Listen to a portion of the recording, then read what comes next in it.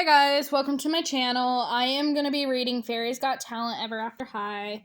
And we are actually on part 16? Yep, 16. The chapter is A Golden Opportunity. So I'm going to start reading. Chapter 16, A Golden Opportunity. Sunday morning came. Fabelle had barely slept a wink. A combination of worry and discomfort had taken its toll.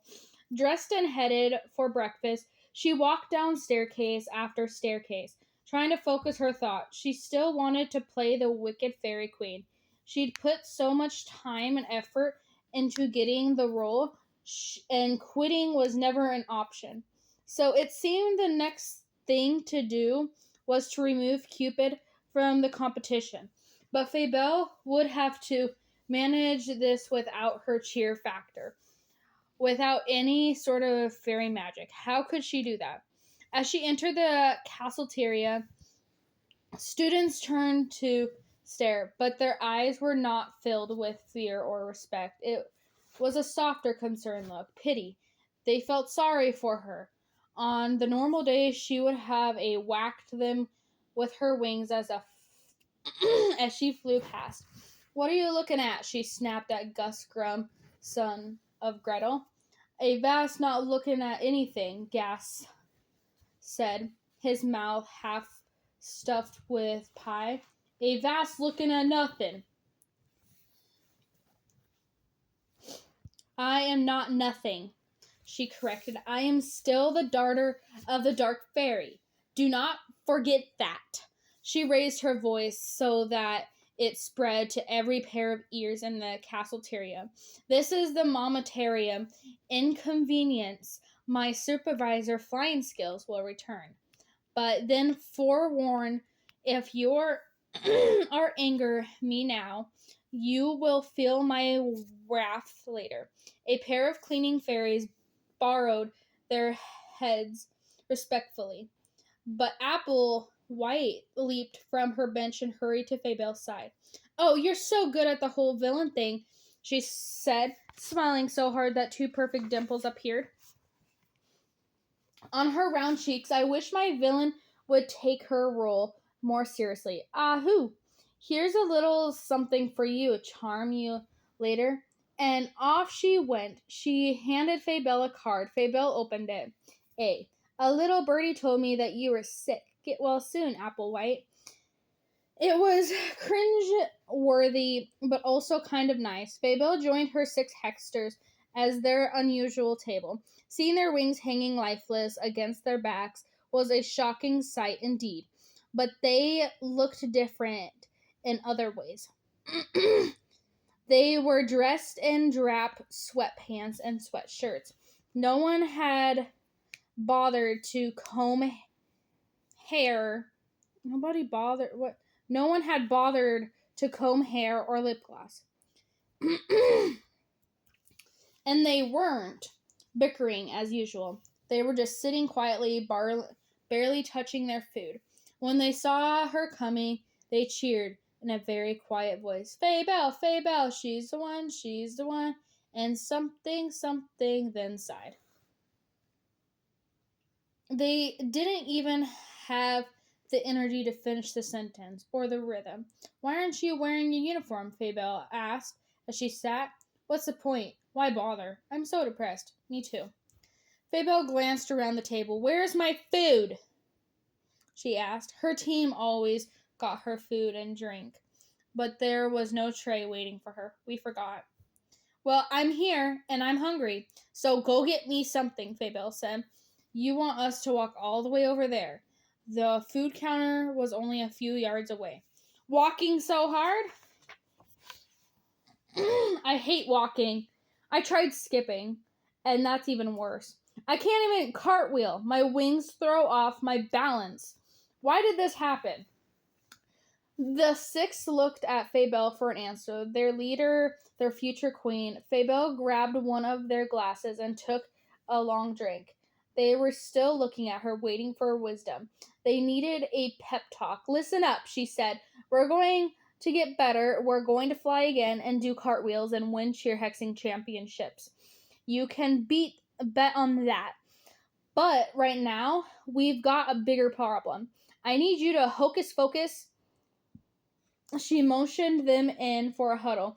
I don't want Cupid to get that part. Understand? If I can't play the Wicked Fairy Queen, no one can. So I need Cupid to quit. But it can't look like I made her quit. Got it? No, not really. Are you going to drink all my juice? Fabel snapped her fingers. Pay attention! Now, can we get Cupid to quit the play? Oh, I know. You can turn her into a toad. Or push her into the wishing well so she ends up in Wonderland. Or cast a hiccup spell so she can't say her lines. No, no, no, Fabel groaned with frustration. I can't do any of those. I can't cast dark magic or they'll know it was me. I need to look like Cupid made this decision herself.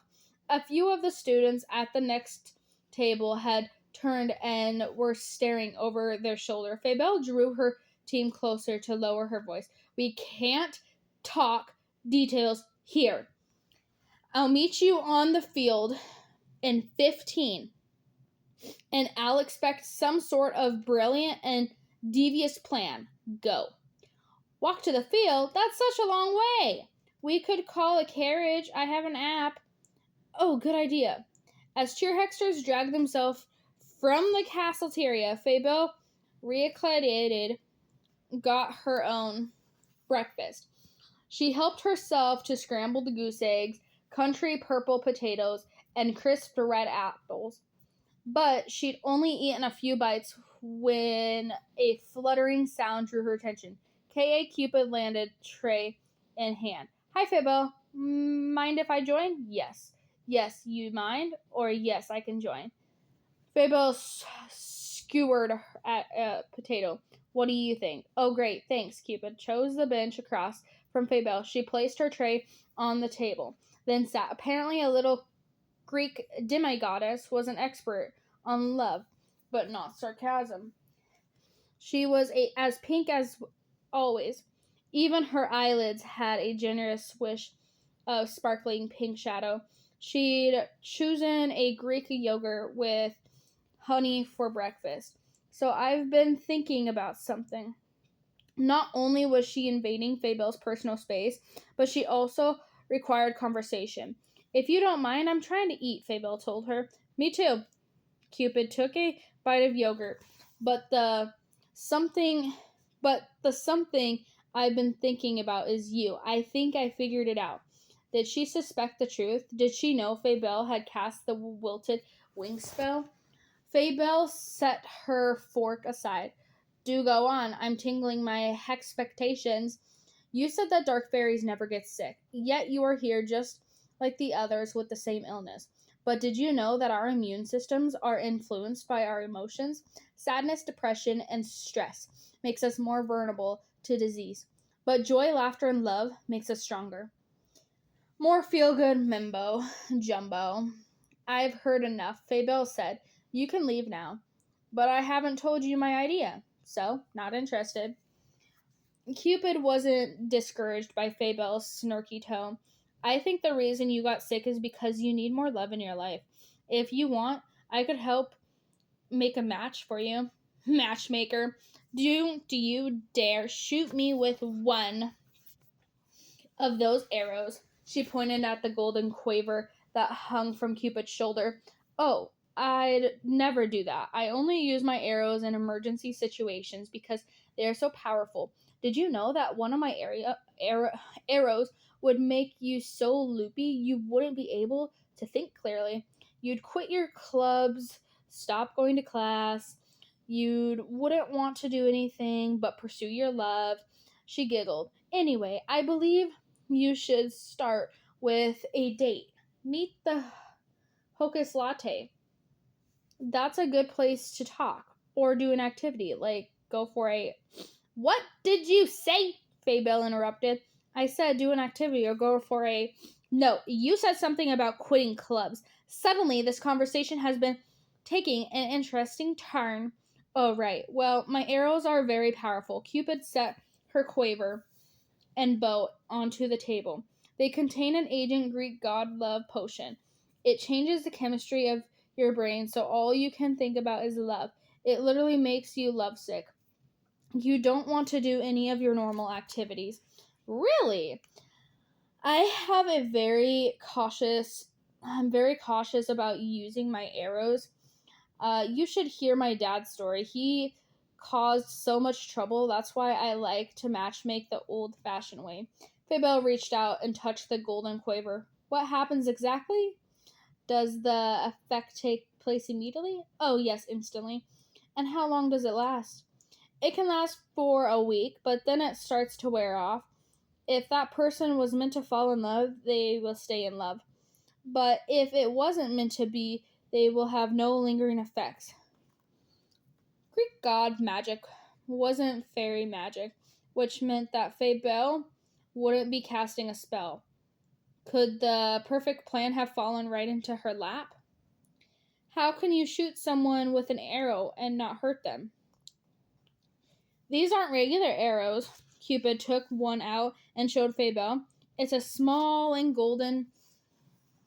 My arrows dissolve the instant they hit someone. They can't even feel the skin. Pierce the skin. I have the worst aim ever after. What if I miss and hit the wrong person? I can't count the number of times I've almost shot myself in the foot. She laughed. Then she slid the arrow back in her quiver, shooting myself with my own magic. Can you believe that? Faybelle glowered at herself. You'd have to be a totally lame to hit yourself with that own magic. Hey, Cupid, a voice called. Ashlyn and Briar were standing a few yards away. You want to come with us? Ashlyn asked. We're taking breakfast to Farah. She's feeling super sad about her wings. Briar helped up the platter. We thought we'd cheer her up with some fairy berry pancakes. The whipped cream jiggled. Oh, I want to help cheer her up too, Cupid called. Bye, she said to Faybelle, and flew after the princesses. Faybelle smiled. Her hands closed around the bow and quiver, which Cupid had left behind. That is the end of part 16. And if you want to see part 17, just go on my YouTube channel and you will see the rest. Thank you.